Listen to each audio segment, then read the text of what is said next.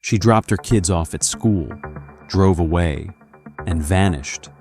But 1 week later, her husband was cashing checks, buying cars, and smiling like nothing happened. This wasn't just a missing person case. It was greed. It was betrayal. And it was a truth darker than anyone expected. This is the story of Tanya Brooks, a wife, a mother, a woman who vanished in broad daylight. And it's the story of Michael Brooks, her husband, who went from broke to rich, almost overnight. But the deeper investigators dug, the clearer it became. This wasn't just about marriage, it was about a system, and it was only beginning. Atlanta, Tuesday morning, 7:45 a.m. Neighbors watched Tanya load her 2 kids into her silver SUV. She waved, smiled, drove them to school. At 8:10, dashcam footage from a bus showed her turning left at the light. That was the last anyone saw of her. By 3 p.m., when she didn't pick up the kids, the school called Michael. By 6 p.m., the family reported her missing. Her phone, off. Her credit cards, never touched. Her car, gone. It was like she had been erased. Michael stood in front of cameras, tears running, voice breaking. "I just want my wife home." The community rallied. Posters went up. Vigils lit candles. Michael stood in the middle, the grieving husband. But detectives noticed something. Behind closed doors, Michael was busy. The day after Tanya vanished, he called her job, asked about her life insurance policy. By Friday, he drove a brand new Mercedes, and Tanya's SUV, still missing. Phone records, dozens of late-night calls to a woman named Rachel Green. Michael said she was a consultant, but texts revealed more. Finally free. Can't wait to start fresh. Rachel wasn't a consultant. She was his girlfriend, and suddenly she was everywhere. 2 weeks later, a farmer called 911. He'd found a silver SUV abandoned in the woods. Tanya's plates, inside, her purse, her phone, battery gone, a coffee cup. But no Tanya. The car was wiped clean. No DNA, no prints, except one, Michael's. He said, of course, it was their car. But Tanya's seat was pushed all the way back, her mirrors adjusted too high. Michael was 6'1", Tanya was 5'4". Michael was broke, behind on bills, maxed out cards. But after Tanya disappeared, $100,000 from her life insurance, $45,000 from selling jewelry, and a wire transfer straight from Rachel Green. They weren't just lovers, they were partners. Traffic cameras caught Michael's Mercedes near the woods the night Tanya vanished. 2:14 a.m. Michael swore he was home asleep, but his phone pinged right there. Detectives pressed. He froze. For once, no answer. At Rachel's condo, detectives found a duffel bag, cash, jewelry, and a passport, Rachel's photo. But the name, Tanya Brooks. Rachel was stealing Tanya's life, piece by piece. Detectives were ready to charge Michael, but the FBI stepped in. Tanya's case wasn't unique. Her name linked to 3 other missing women, and in every case, their husbands got rich overnight. At the center of each, Rachel Green, the FBI dug. Rachel had dozens of aliases, bank accounts overseas, shell companies that funneled millions. She wasn't just a girlfriend, she was an operator, a spider in a web of fake identities and dead women. They hauled Michael in again. This time, no cameras, no sympathy. They showed him the photos, the accounts, the passport. Michael cracked. He admitted Rachel promised him money, promised him freedom, promised him Tanya would be handled. But then he whispered something that froze the room. "I never saw a body." Weeks later, Tanya's sister cleaned out her desk. Inside a journal, a note. "If anything happens to me, don't trust Michael. Don't trust Rachel. They've been planning." The ink was fresh, written days before she vanished. Tanya knew. A clerk in Alabama called 911. A woman with dark hair and green eyes checked in with a teenage girl. Paid cash. The description matched Rachel. Agents swarmed. The room was empty, but in the trash, a coffee cup with Tanya's lipstick. A trucker later swore he saw a woman matching Tanya's description walking down a rural road at night. Barefoot, disoriented. But when deputies searched, nothing. Every clue was a shadow. Every trail went cold. Finally, they had enough. Michael was charged with conspiracy to commit murder, fraud, obstruction. Rachel, gone, vanished like smoke. At Michael's trial, prosecutors painted him as a greedy monster. The jury gasped at the life insurance, the car, the girlfriend. But the defense dropped a bombshell. They produced a receipt, a wire transfer from Rachel's account, made after Tanya vanished, meaning Rachel had access to Tanya's finances, meaning Tanya could still be alive. Closing arguments ended. The jury was about to deliberate, and then a letter arrived, mailed to the courthouse. No return address. Inside, one line: "I am alive. Stop looking for me." Signed, Tanya Brooks. The courtroom erupted. Reporters shouted. Michael smiled, but the FBI wasn't convinced. The handwriting was shaky. The ink? Rachel's brand of pen. The letter wasn't proof. It was bait. The letter shook the trial. The defense argued it was enough. If Tanya was alive, Michael couldn't be guilty of murder. The jury froze. How do you convict a man if the victim is writing letters? Michael smiled at reporters. His lawyer called it proof of innocence. But Tanya's sister screamed from the gallery, "That's not her!" The judge ordered a recess. The trial went national, and Rachel's name was suddenly everywhere. The FBI traced the letter, postmarked in Savannah. But cameras at the post office showed only a woman in a hoodie, face hidden, walking with a limp. When agents slowed the footage, the frame caught one thing: braids, long, dark. It was Rachel. She wanted them to see her. She wanted them to chase. As agents dug deeper, they uncovered more. Not one case, not two, but five. 5 women across Georgia and Alabama. All vanished after routine days. School runs, grocery trips, late-night drives, and in every case, their husbands got rich overnight. Insurance payouts, business investments, fast cars. The pattern was undeniable. And the one link? Rachel Green. She wasn't a girlfriend. She wasn't a consultant. She was a predator. Michael called for another interview. From jail, his face pale, his eyes hollow.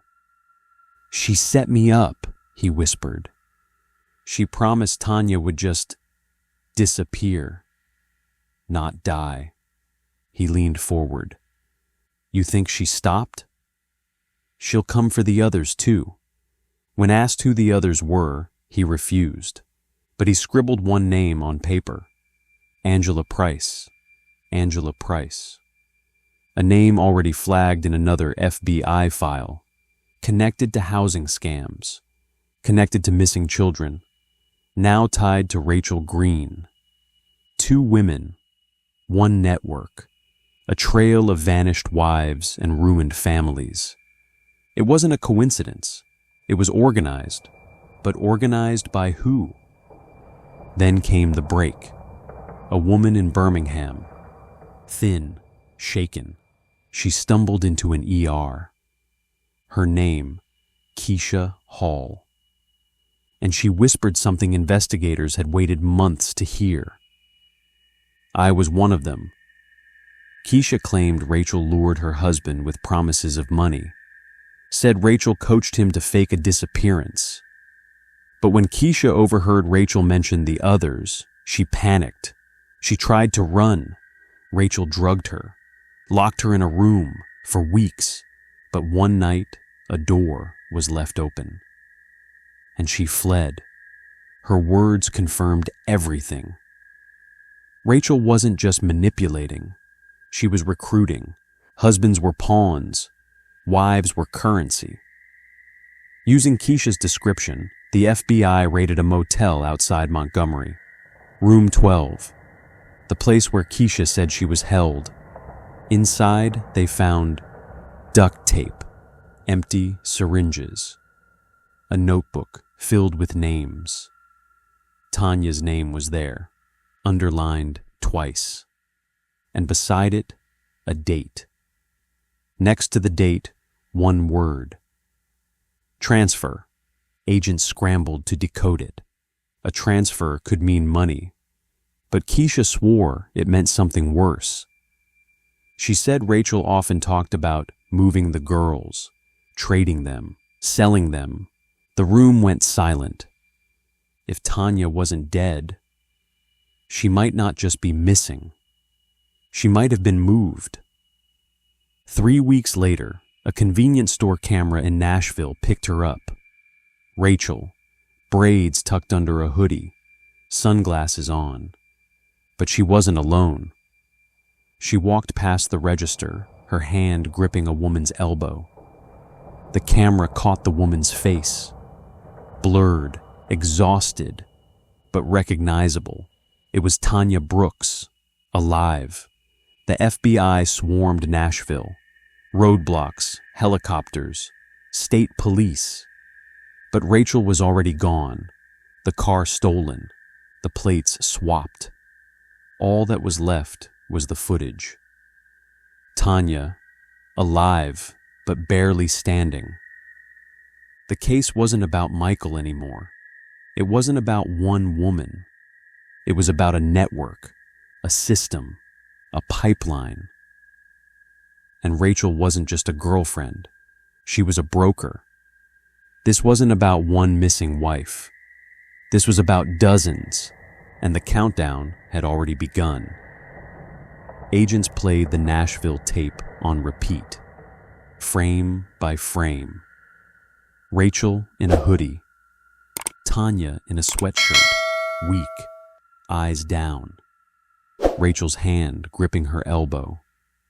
The timestamp read 11:43 p.m. But the car Rachel left in wasn't hers. It was stolen.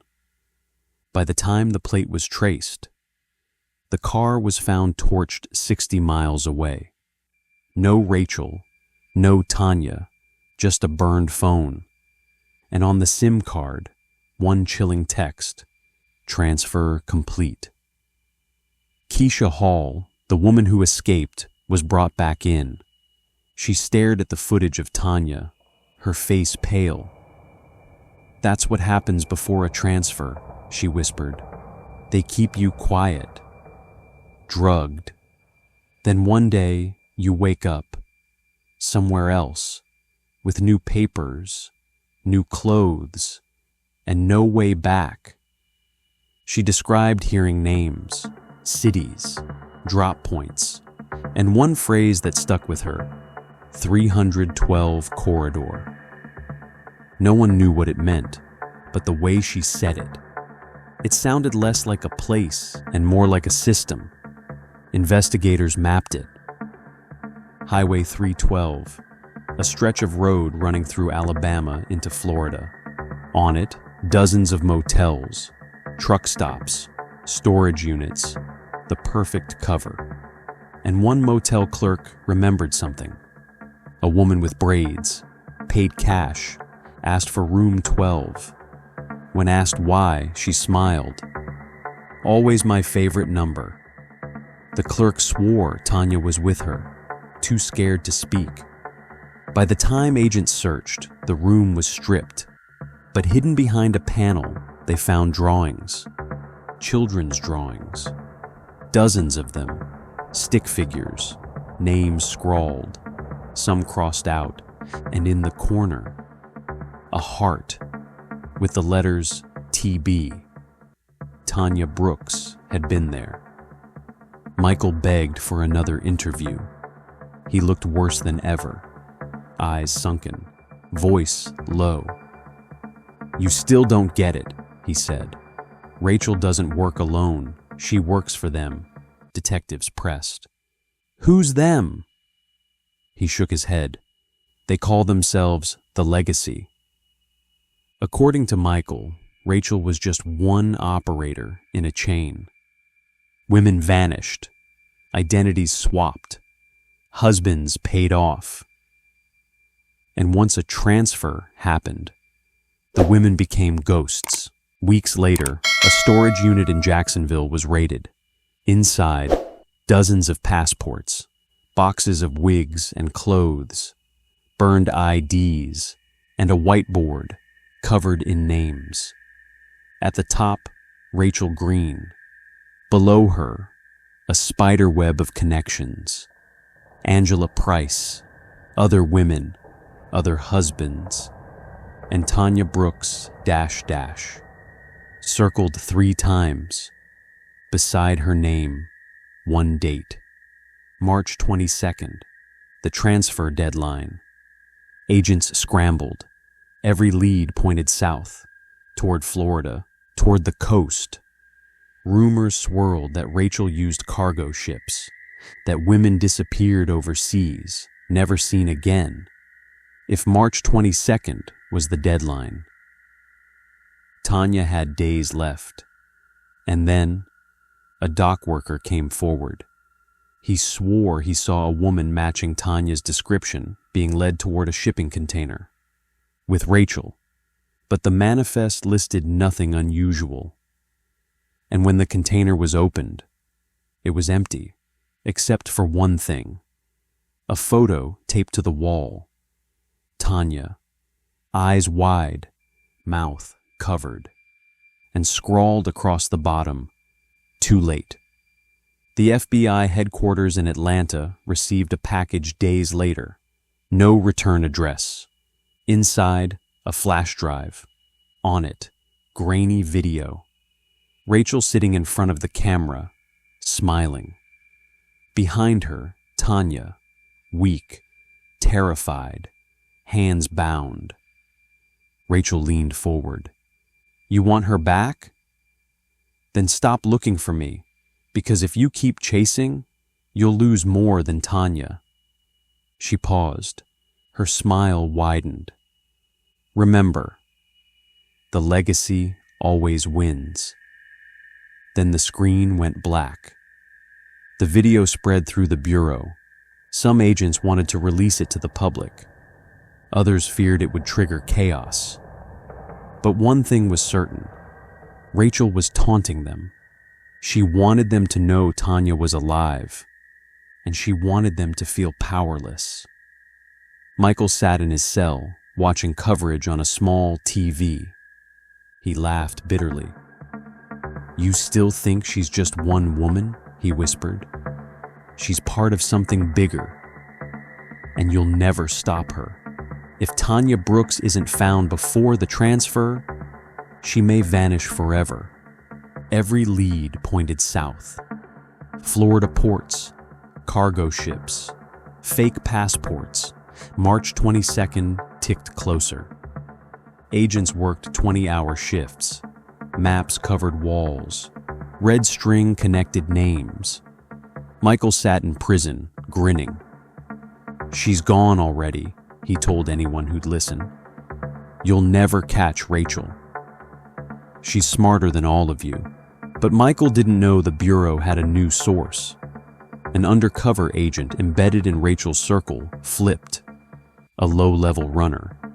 He confessed Rachel was planning a transfer from Miami. But Tanya wasn't the only one.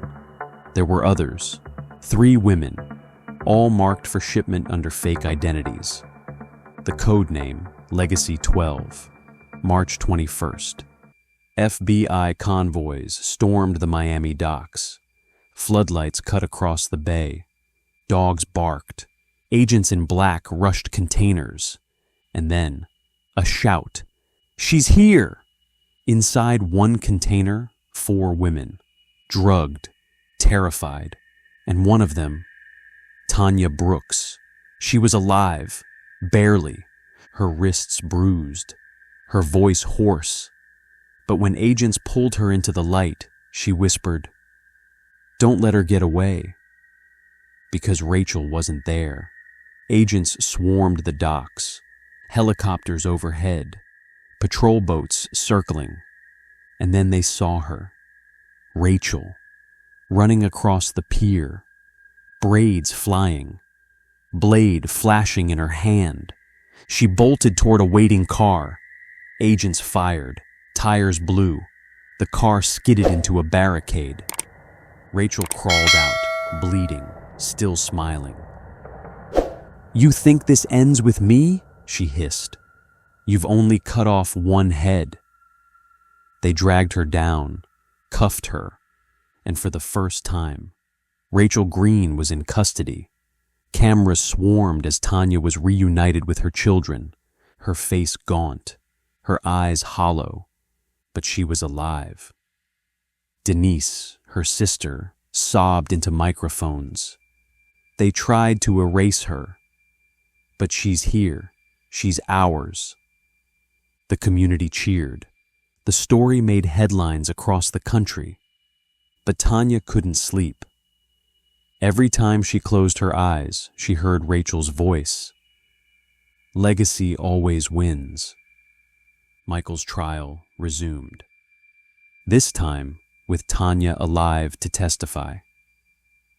She told the jury how he schemed with Rachel, how he wanted her gone, how he thought money mattered more than family.